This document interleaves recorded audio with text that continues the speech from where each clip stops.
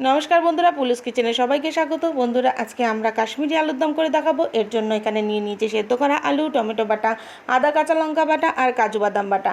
এরপর আমি কড়াইতে তেল গরম করে আলুটাকে ভেজে নেব। আলু ভাজার তেলে একে একে তেজপাতা, গোটা জিরে, গোটা গরম মশলা দেব, দুটো শুকনো লঙ্কা। মশলাগুলো দিয়ে একটু সুন্দর গন্ধ বেরোলেই এর মধ্যে দেব আদা আর কাঁচা লঙ্কা বাটা, টমেটো বাটা আর কাজু বাটাটা দিয়ে ভালো করে কষিয়ে নেব।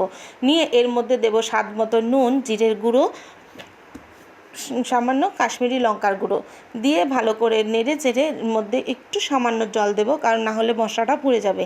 জল দিয়ে ভালো করে নেড়ে এরপর ওই ভেজে রাখা আলুটাকে আমি দিয়ে দেবো। দিয়ে ভালো করে কষিয়ে নেব।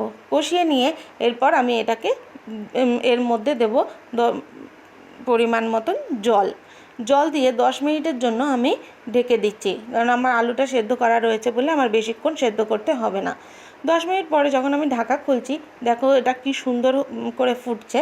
বন্ধুরা, এর মধ্যে আমি এবার একে একে দেবো কাসুরি মেথি আর একটু চিনি দিয়ে ভালো করে নেড়ে চেড়ে নিয়ে একটুখানি গরম মশলার গুঁড়ো দিয়ে আমি এটাকে নামিয়ে নেব।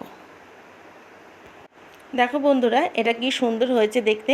আপনারাও একদিন করে খাবেন। আর